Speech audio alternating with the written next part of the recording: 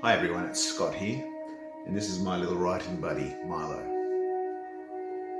Just making this video because so many of you reach out to me and tell me how much you enjoy Adam Barr's narration and the way he brings my characters and books to life.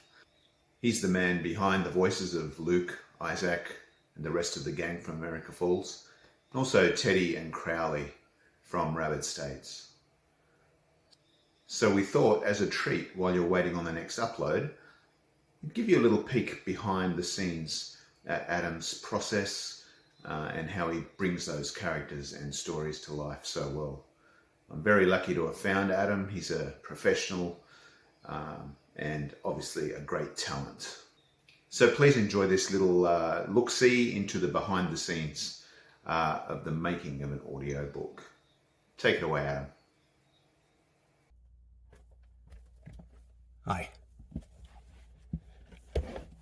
I'm Adam Barr, audiobook narrator, and it's been my pleasure and honor to narrate many of the books of Scott Medbury.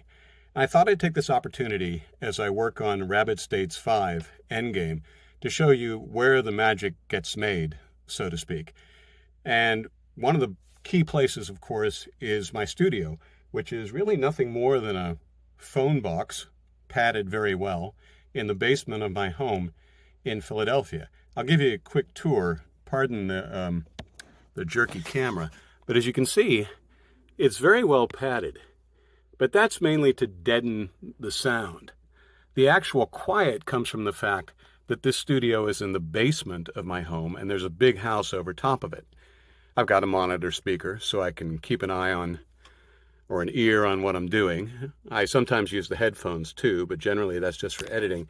And of course, this microphone, in my case an Audio-Technica, is where the sound goes in and I hope sounds good to your ears. On my computer in front of me, I have, of course, a digital audio workstation into which I record all this. And that's one of the chapters of Rabbit States. You can see the waveform. This is the raw form of the chapter awaiting editing. And then, of course, I have a tablet on which I have the text of what I'm going to read. So in Scott's case, Rabbit States 5 was a pretty easy script to get together. Didn't really have any difficulty, putting together the characters for this one. In the case of Endgame, you can see I've made a couple of small annotations, but I've worked with Scott for so long, I don't need a ton. I just need little reminders that will take me back to a spreadsheet that I use to keep straight all the characters in the worlds that Scott has created. So bottom line is, this is where the actual recording gets done, but there is more to the process.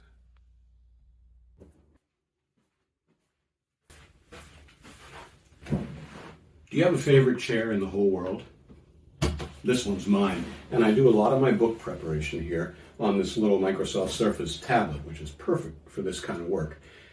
Here, when I'm getting into Scott's writing, it's not so much about the voice characterizations or even the mannerisms of the people involved. What I'm trying to absorb on the first and maybe the second reading is, what are the stakes? What's the drama that Scott has kind of cantilevered one stake against the other to make for an exciting story? And what do people want? What do the characters want from each other? And as I've worked with Scott over the years, I find that he has a real sense for subtly putting together these levels of story that make it really interesting for the narrator. So then my job down in the booth will be to find a way to convey that in sound to the audience, which will meet me, I hope, halfway. In any event, the prep part is one of the most fun parts of narrating. 1. A flicker of light, warmth on his face, an agony in his head and legs. Crowley blinked slowly and processed the searing brightness, trying to get it into focus. Slowly, the dancing light turned into flames, and he noticed that it was coming from just ahead of him, on the road, from an upturned truck. A gun fired nearby, a horrid scream, and then another gunshot.